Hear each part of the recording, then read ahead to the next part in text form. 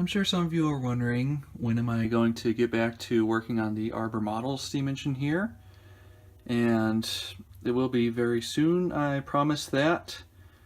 But the reason I haven't been working on it lately is because I've been trying to get a few other projects off the workbench so that I can have a bit more space to work on this, because it's complicated, so I want to have a lot of space for it.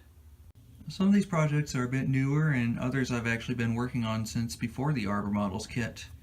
Some of you may remember this one here. It's that Hobbyline 040 that I made a chassis or running mechanism from basically scratch and some Tyco wheels. There was some damage to the frame, so I'm working on rebuilding that right now, and then I can paint it and finish it. Another one I'm working on right now is this Mckeen Motor Car from F&C. I'm working on detailing this right now, and then I can paint it. Another one is this Walther's MP54 motor car kit. It's a wood and sheet metal siding, and this one is my first unit to be powered by a bull ant drive. Those are very nice quality, smooth running. Just got to round the edges of that roof and finish the detailing. This one here is an Fta Diesel. It uses one of the old lead bodies from Cary, so it's very, very heavy. And I've been working on a chassis for it with the trucks at the correct spacing. I did a lot of modification on an Athearn F unit chassis here. I cut the entire front off the fuel tank and then repositioned both truck mounts. I used some Kato Concours whatever trucks here. They're very smooth running, couple CD drive motors with large flywheels, which took some balancing, but finally got that running pretty smoothly. Just needs a bit more stabilization, but this is turning out pretty well so far.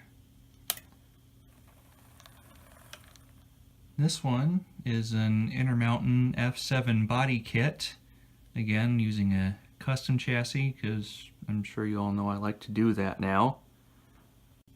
It uses the same trucks as the FTA project. This one uses a coreless motor with a belt drive, and I put some lead weight on an Athearn chassis there, so it's at least got a decent amount of weight. I've recently gotten very close to finishing this one. All it needs is some couplers and lights and it'll be done.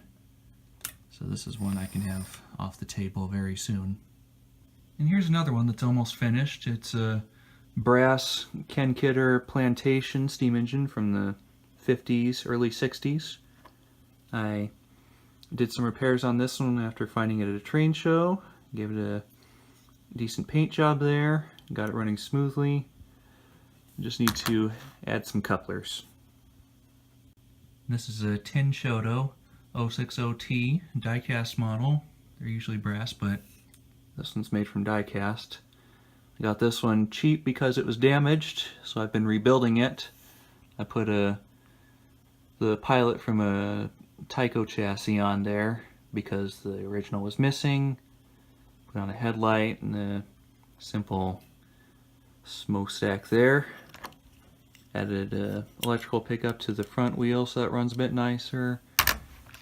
And right here I've got a Hallmark SD9 diesel, or maybe it's an SD7, one of the two.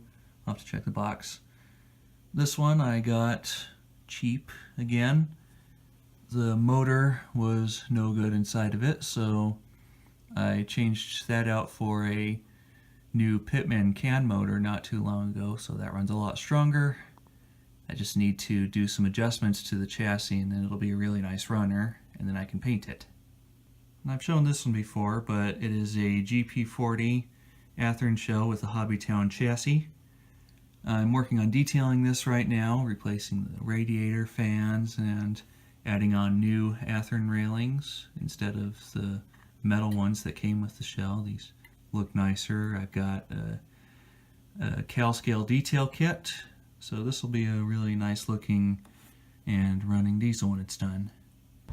And this is one of the last major train projects I have going on right now. It's a brass 060. I believe it's from United. I've done quite a bit of work on this one already and gotten it into good running condition, aside from the fact that there are no wheels on there right now. But all it needs is to be painted and have a couple small details repaired, which won't take much work. But I am past painting weather at this point, so that one's just going to sit on the shelf until at least next spring. So yeah, that's what I've got going on. We'll get back to the Arbor Models steam engine as soon as possible.